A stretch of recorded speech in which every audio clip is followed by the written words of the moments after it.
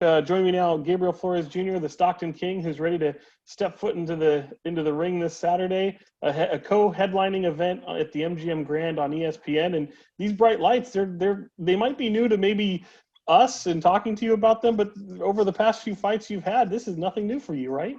Nothing new. I've been on ESPN, the main channel, a few times. Did great on them. The last time was June 18th. I wanted to do a lot more than I did do, though. I had a lower back injury, but this time I'm 100% healthy, and I can't wait to go out there and show out my skills. Yeah, the last time I spoke with you, it fortunately was in person, and it was right when you were about to headline in your hometown in Stockton, which I can't, I always look at that and just in awe, because I can't imagine what that would be like to be on center stage and do that in the arena in your hometown. And for you, it was such a landmark event for you. Just what has happened in your life since that moment? I mean, that moment just made me feel like I was on the top of the world, in front of my city on ESPN.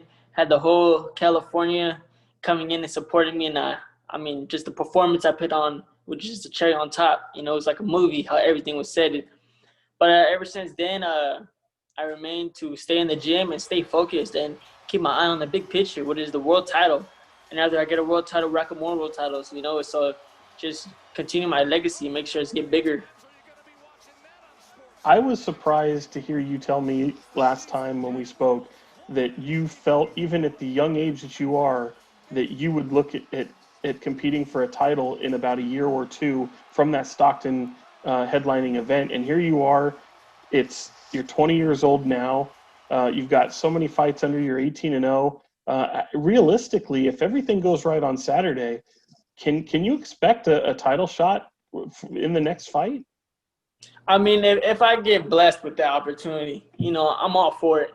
I would love that opportunity. But the chances are that happening, are kind of hard, I got to fight at least 2 more after this, or maybe 1 more, depending on the name. They throw me a good name that's high up there, I'll take it with a smile on my face and get ready for a world title after that. But we're staying focused on Saturday night. Got an excellent game plan. We're going to kill it to the Q. And I'm ready. I can already see myself in the ring and just dominating and perfecting our game plan. So after Saturday night, probably 2 more fights, then a world title. That's probably what's going to go down to. But, hey, if it's 1 more after this, or even if it's a world title after this, like I said, I'm ready. To be that young and be in the talks for world title, I know you're a pretty humble kid. I know your father pretty well from covering you when you were younger. What is it about you that keeps you so grounded? I know I've seen people make it to the top. I've seen people with a lot and lose it right away. You never know what tomorrow is. So I hold myself like anybody else would. I don't look at myself any higher or anything.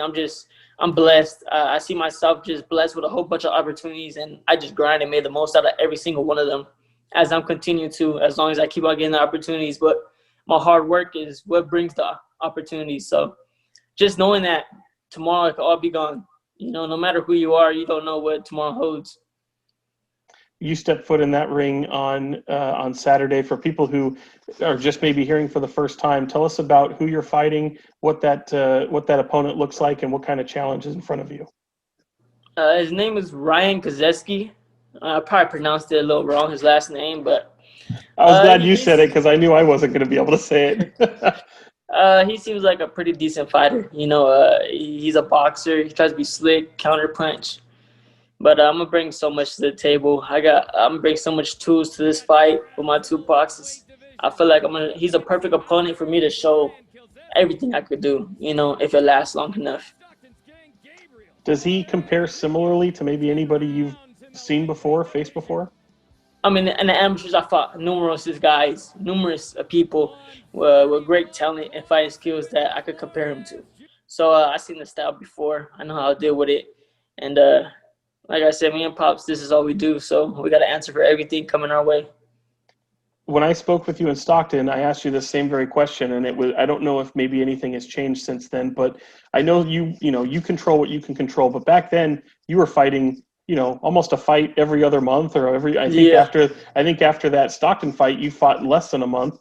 Now they're a little bit farther apart, not too much. You still stay pretty active, but what's kind of the the number of fights you would want in a given year? What's kind of like the perfect amount for you? But time this year ends, I'll probably have 5 fights. I'm trying to fight one more time in December. And that's another reason why I probably won't get the title shot right away too, because I'm just active. You know, I could wait on it if I wanted to, but I'm not a waiter. I'm gonna go take it. If there's something out there, you know, I don't expect it to be given to me. So probably within a year, like I'm going more rounds. So that's why my fight's been a little more separated. But probably within the next year, for starting from right now, I'll probably have 5 fights, 4 fights, at least 4. Yeah. And I think since the last time I talked to you now, it looks like you're pretty much in Vegas the majority of the time now, yeah? Yeah, I do my training camps in Vegas, and you know, just because I have so many fights back to back, I'm in Vegas a lot because the training camps are always going. You know, I take about 2 weeks off, sometimes a week, sometimes a couple of days, and I'm jumping the gym, inching, and training camp starts, and I'm in Vegas because this is where a lot of the quality work is. But when I'm not in training camp, I'm in 209, my hometown, Stockton, California. For sure. And you know, when you're in Vegas, I got to think that maybe you picked the right time to go to Vegas because you're 20 years old and, you know, you got to be 21 to do a lot of things in Vegas. And luckily, unfortunately, the world shut down. You know, it's a pandemic. So it might be a perfect time to be in Vegas and only concentrate on fighting. Yeah, I mean, my life is boxing. You know, there's been so much temptations in my life. You know, I mean, even Stockton, there's so much temptations out there. I mean, compared to here, there's so many more. But I know what the big picture is ever since I was a kid. You know, even temptations as a kid, wanting to go play outside, do whatever I wanted to do with my friends. But I always knew what the big picture was. So I know all about making sacrifices just so I could get what I need. When you look at the time you've had over this past year, that fight in February before everything got shut down, that Tyson Fury and Deontay Wilder fight, you were on the undercard for that. Was that about the biggest stage that you had pictured yourself on, or was that the biggest stage you had been on prior to that event? Yes, by far. I mean, 2 heavyweights going at it for world titles. It's hard to get better than that. You know, when the 2 world champion heavyweights collide, everybody's stuck to the TV and watching, and just the magnitude of the fight that night, the main event was outrageous. Now, because I asked that because you were on the undercard of that, and obviously now you're fighting in empty arenas, and you know, I just wonder, you know, after fighting in your hometown and feeding off that energy, is it difficult to once you get that taste and you can feed off of the crowd? Is it difficult to go back into the ring and not have anybody there and rely on that energy? You know what? When I noticed it was when I knocked the guy down, my last fight. I knocked him down, and it was just dead quiet, and that's when I kind of felt like, whoa, like, you know, this is the bubble. This is really the bubble. Like, you know, nobody around, and it was just crazy. But when I jump in the ring and I'm right there, I just see the guy in front of me. You know, somebody swinging at me. It got my full attention, and I'm just locked in on him. But, yeah, when I dropped him and I didn't hear nothing, that just kind of, like, shook me, like, made me feel a little weird. That's when I felt weird. Like, all right, and put my head right back in the game quickly. I've asked this. I haven't talked to a boxer since the pandemic hit, but I've interviewed several UFC fighters from our Northern California area, and you know they talk about how much they can hear in the octagon. They can hear the opponent's coaches. They can even hear the broadcasters. I wonder if you've experienced the same thing in the fights that you've had during the pandemic. I could hear my father very clearly, you know, but I feel like I could hear my father clearly, you know, but I could hear when I was fighting in an arena with a crowd, I could hear the crowd. You know, sometimes I'll play in the crowd. Somebody will want me to throw a certain punch, and I'll just throw it just because I heard it, you know, and I'll sneak it in there just to play in the crowd. But, you know, I could hear, of course, you could hear a lot more, but I feel like I'd be just straight tunnel vision. Following you on social media since that fight in Stockton, I just, you know, from an outsider, it totally looks like you're just having the time of your life right now. And I imagine the success that you've had. Is that true? I mean, is this still fun? Does it feel like a job? I know boxing's probably felt like a job for you since you were a kid. No, I love this sport. You know, it's just a pleasure it's just, you know, a God-given blessing that we get paid to do what we do. I get paid to do what I love, but it don't really feel like a job. It don't feel like a hassle because when I'm in there, I am having fun. I enjoy it. You know, I enjoy displaying my skills and getting able to watch them after and be like, wow, like, you know, I did that good, but I need to do this better. And always just seeing what I got to do better. That's why I feel like each fight my performance gets better and better. Was it beneficial for you? I mean, you were signed to Top Rank at 16 years old. Here you are 20. You're not even in the prime of your career yet, and you're still undefeated and about to, contend for a title in a few fights if everything goes well, like you said. That experience of signing so young and having such a bright future ahead of you, how beneficial is that for a fighter? Or, I've seen a lot of fighters who get into the game a little bit later in life. I mean, do you look at it as someone who wants to have a long run in the sport, or do you feel like you can get in, get your work done, and get out quickly? I feel like with my style, I could be in the game as long as I want to, with my boxing style. But it was for sure a big plus for me. Like, I was learning on the job. A lot of these fights, like, all the way up to, like, my last fight, man, I was learning on the job, and I'm still learning on the job. Still got a lot to learn. I feel like that helped me a lot because let's say I turned pro at 22, 2 years later from right now, like, I'll be learning on the job, but I'll learn pretty quick within 4 fights, 4 or 5 professional fights. But me going in so young, I feel like it made me ahead of the game by far. Like, I learned a lot while being in the ring. I think that's why, like, a lot of my knockouts didn't really come as they should have, just because, like, I'm so young, I'm still learning on the job. But all that's gonna come in play. All that's coming in play. Is lightweight where you see yourself staying, or do you have visions for something else? Well, right now I'm fighting at, like, catch weight, 132 pounds. I feel like I'm gonna catch a title at 130. And once I catch a title, we'll see how long I can stay there. So I had to go up to 135. Outside of your opponent this week, who are some of the names that are in your division that you target right there and say, all right, title fight here, or I have to beat this person? Who are some of those names that might be ranked a little bit above you that you almost have to use as a stepping stone? Yeah. Well, there's a few out there. Like, I don't even really know my ranking right now in the world. I don't really look it up at that, but I know right now we're fighting world-ranked fighters and contenders, so we could get up to that world title spot. But like I said, they throw me a big name, throw me somebody so I can get the title. I'll take it with a smile on my face. I'm not worried about it. I'm confident in me and my team. So, and if you got a title, you got a target on your back, no matter what. So that's that. We talked about how much you can be your own worst opponent in a way. It's all about, you control what you can control. Over the past year or so, has that changed? Do you take any type of strategy in your opponent and try to figure them out before going into the fight? All the time. I watch tape on them all the time. Like, I don't think there's a fighter that I fought that I haven't watched tape on. It's all about strategy. Boxing's mostly mental. Yeah. And when the weigh-in's going to come up on Friday, I know it's more of like a thing for the fans and for the media and to get pictures and things like that. But when you step in front of him and look into his eyes, what do you see in front of?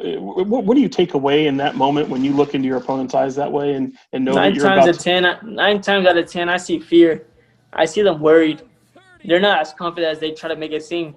I mean, they can't look scared in front of the whole crowd, in front of the cameras, in front of the pitchers and all that. They can't do that. In front of the media, they can't show weakness. And especially in front of me, the person they're fighting the next night, they can't do that. But I look through them. I don't look at them. I'm looking through them. I see his character. I see how they act. And most of the time, they don't look very comfortable. Looking through them. That's awesome. Before I let you get out of here, it's such a generic question, but there's literally, you're still brand new to a lot of people within our area. I can't tell you how many times we do a story on you and people go, oh, wow, I had no idea. For someone who's never seen you fight before, what are they going to see if they watch you on Saturday?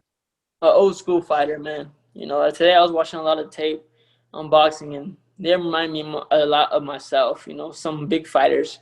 So when you see me, man, you see boxing from the 90s, like Roy Jones, the big fighters. Like, you see all mixed in with a little bit of me, myself, Gabriel Flores Jr. So you see an entertaining fighter, someone that doesn't stay in front of the fighter right there, trying to mix it in, boxing, go for it, all that. That's why I said I feel like I got the perfect opponent to show the world who I really am on Saturday night. Who do you watch the most of? I love watching Roy. Roy's my favorite. Roy and Tito Trinidad. Right on. So you got to be pretty thrilled if Roy Jones is going to step back in that ring with Tyson later this year. Yeah, it sounds like it's going to happen. Not too sure. I haven't heard much of it, but, I'm on Roy's side all the way. Right on. And so, I mean, look, I know you're a confident guy, and you're expecting victory on Saturday. Just how do you see this fight playing out? Uh, if it goes 10 rounds, it's just gonna be 10 rounds of dominance. How I really feel. Like I feel really prepared. The sparring was great. I was in Stockton. I mean, this was a long camp, and I'm fully locked in. But I mean, it's all depends on him. If he's gonna go full 10. I'm feeling great right now. I'm on a high. Like I feel comfortable where I'm at. And honestly, if I'm telling the truth, I don't feel like it's gonna go into all 10. But I'm prepared and in shape for 12. So either way, I'm just going out with the victory and looking Yeah. good in my performance. Yeah, and you mentioned, you were coming off the back injury. I know a fighter. I mean, you said you're 100%. Is a fighter ever really 100%? You know what I mean? Like, there's always got to be something wrong. Yeah, I mean, sometimes they're not, but the last time I was going through it pretty bad. Early second round, my lower back was shot. Every punch, every feint, everything I did, was crucial. It hurted, and I wasn't trying to get close to him because I wasn't trying to get hit in the lower back again and slow me down even more. So it was a tough night for me. I won every single round on every scorecard, but it wasn't as easy as I made it look. That's awesome. Gabriel, I really appreciate you taking the time out and joining me this week. I'm looking forward to the fight this week. And if everything goes well, you think there'll be another fight before the end of the year? Like I said, I'm looking forward to getting him in the ring in December. Yeah. Looking forward to Saturday night getting out of the ring without any cuts, any scratches, any bruises, so we go right back at it in December. Is it fun? I mean, you're at MGM Grand Garden Arena. I mean, that's got to be. I mean, that's a historic boxing venue. When you step foot in there, does that kind of come to mind, or do you just kind of go, "Ah, it's a building, no big deal"? Right now it's hard for me to feel that type of feeling, but I fought on a Terrence Crawford undercard before when he fought Jeff Horn, and that's when I got that feeling. It was just like, man, I'm in MGM Grand. What I saw a lot of greats fighting here, so it was a pleasure, and to this day, it's still a pleasure to keep on going back. Is there one venue you haven't been in that you absolutely want to headline one day? Madison Square Garden, for I sure. figured that's where it was coming. I was with Nate when he was in Madison Square Garden. Obviously, that didn't go the way he liked to in UFC, but to see, he talked about just what it meant to be able to step foot into that arena and headline and see his name on there as just a kid from Stockton. And I imagine, that kind of feels the same way. I could see you probably would feel the same. The only thing that's slowing me down is time. That's it. It's timing. Everything is timing. It's coming. That's awesome. Gabriel, I really appreciate it. Best of luck this week. Stay healthy, and hopefully we can catch up to you before that fight coming up in December. Will do. Thank you for the call. Yep, no problem. Thank you, sir.